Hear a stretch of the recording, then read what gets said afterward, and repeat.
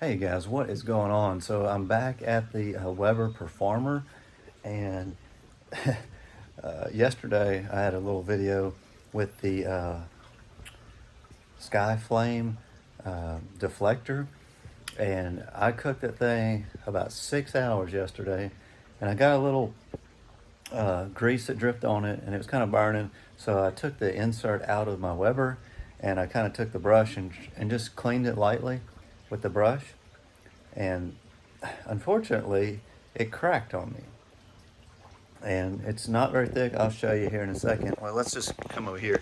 I've got my 560 sitting here, and it's not warmed up today. It cracked right there on me. One cook, man, the thing was working really good. I was really excited about it. Cooked some pork chops on there on real wood, and I had actually had time to let that wood burn down where it's not dirty, dirty smoke, and it was real clean oak. And those pork chops were awesome. They tasted like ribeyes. They were really moist, and also did some patties.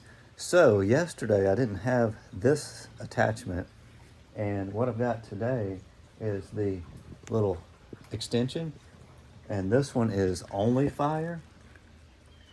So the Onlyfire grill extension, and you can hang, it's got a rack you hang with S-hooks, and so you can hang sausage or hang ribs is really what it's kind of designed for. So right now I am an hour and a half in. I've got charcoal briquettes wrapped around that Skyflame deflector burn pit, I guess, whatever. It's a ring that goes in the bottom. And so I just made a circle around there with my charcoal briquettes, and I laid wood on top. So I've got, had 3 logs, and I say logs, like probably about 6-inch pieces by about 3-inch in diameter.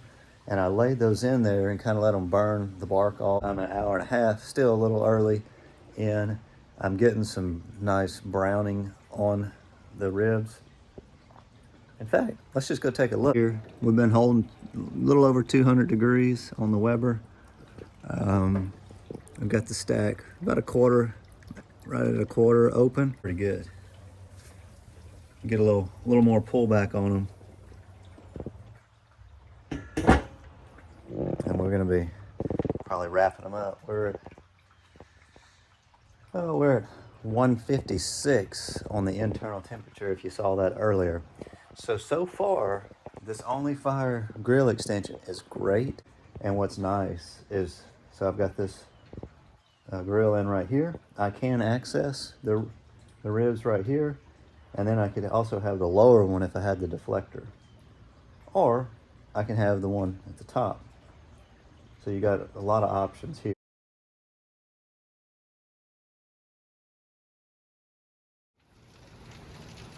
There we are. That paper looks good. Now we were right at 300 degrees. So that's the problem. I would probably like to be a constant 250. You can see the coals down there. It's going to flame up. Let me pull this out and get it over here. But see my log, my oak log in there. And if you like a heavy smoke flavor, oak is really good. It's not bitter, as long as you burn the bark off. I had my ribs down there, and I laid sausage, 3 pounds of sausage on here, 2 racks of ribs. Of course, I cut them in half, so that worked out for me. And now we got the flame burning everything off.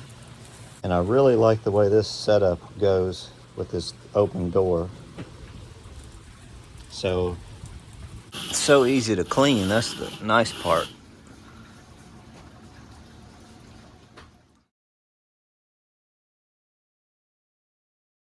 Just to check it, just doing a burn off, clean all the grills.